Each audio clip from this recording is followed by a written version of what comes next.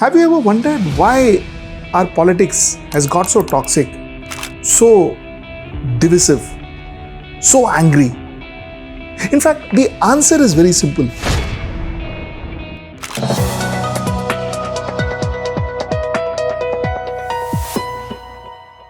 Political parties are spending less and less time trying to persuade the person in the middle and more time mobilizing the people who already strongly agree with them. The fence sitters is no longer the center of politics. The ideological voter is. One side increasingly seeks to consolidate the Hindu vote, particularly those strongly identifying with Hindutva and the idea of Hindu Rashtra.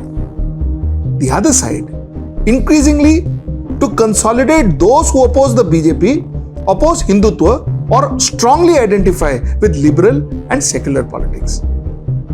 And the both sides have discovered essentially the same political formula. Strengthen the identity of your own camp, increase the fear of the other camps, and keep your supporters emotionally engaged.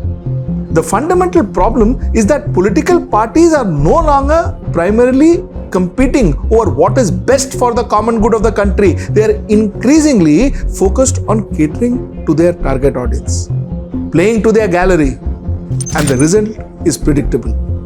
More conflict, more criticism, more personal attacks, more attempts to discredit one another, more angry, very little common ground, and even less sense of shared national goal.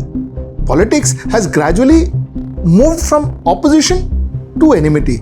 The political opponent is no longer simply someone who has different political view.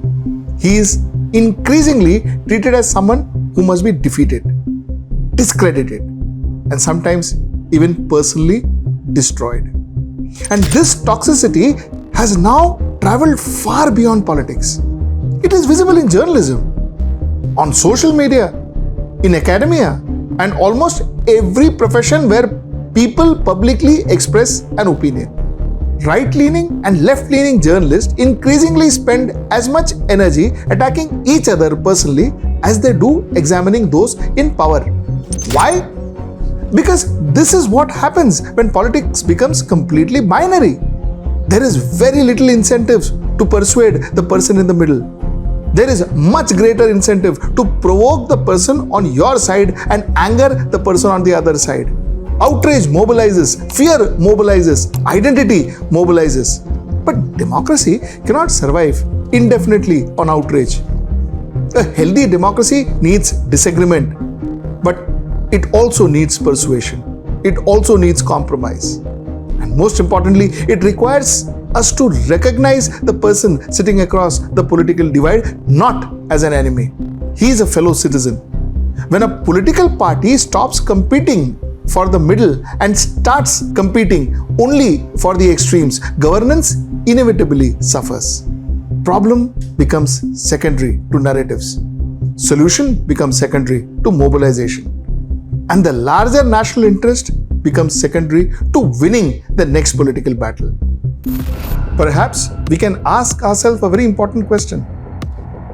Are our political parties becoming more successful in winning elections and less successful in developing our country? Think about it.